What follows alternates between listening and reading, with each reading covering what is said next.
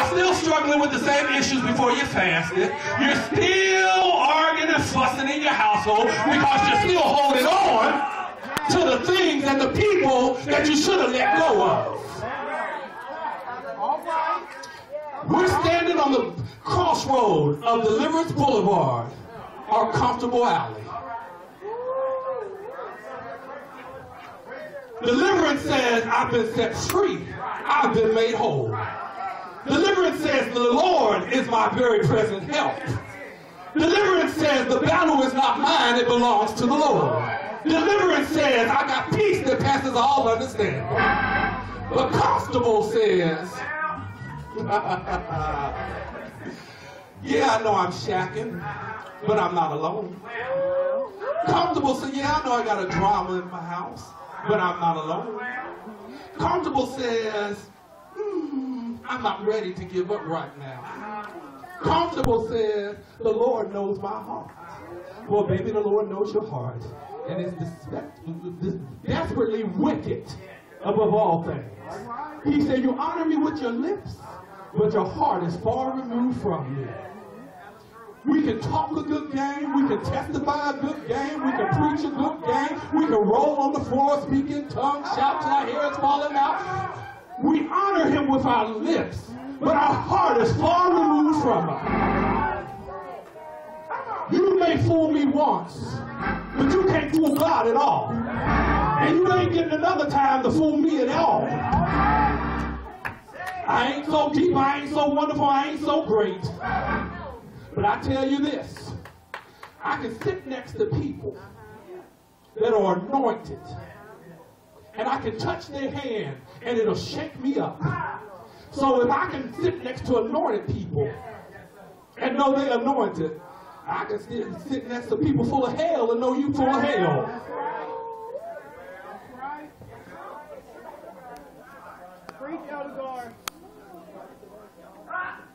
But we got to let go, but not give up. Letting go means you allow God to do it. Letting go means you have stepped aside so that he can get on up there in front of you. Because this is what happens. Come here, Jarrell. This is what happens. We're standing there, and God is behind us, and we praying for all our people in front of us, and we just standing there. And he just kind of like, move out of the way. Move out of the way. But once we step aside, he can do the work. He can change lives. When we step aside, when we take our hands off of it, when we give up to him. Ruth gave up. She said, your people will be my people. I'll go where you go.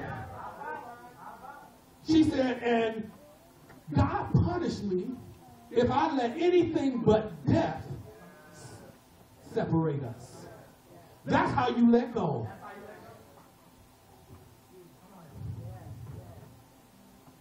Our children are in the state that they're in because we smother them.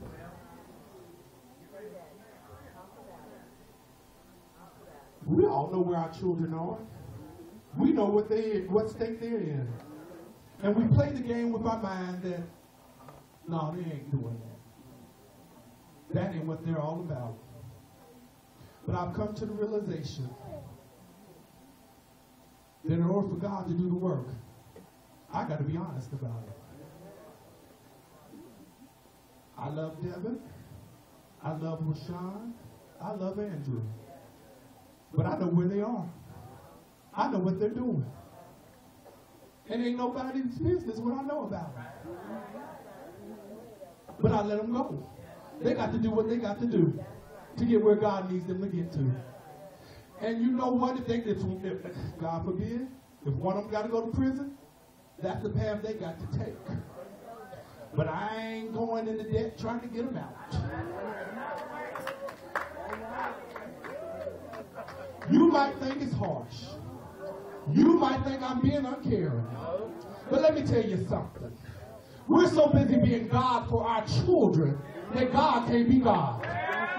And he said, I'll have no other God before me. We have set ourselves up to be God for our children.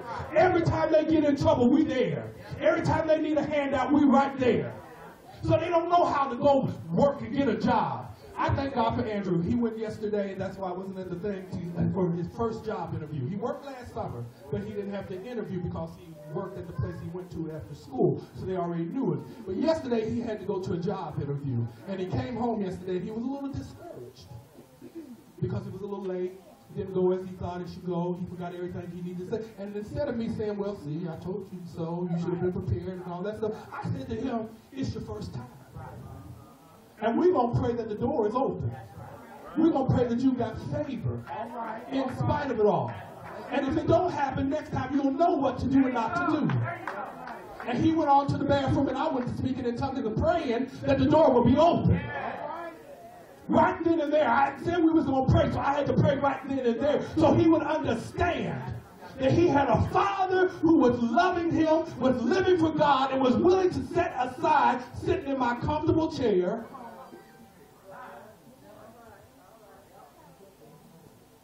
read my book, study my Sunday school, and took time out to pray for him.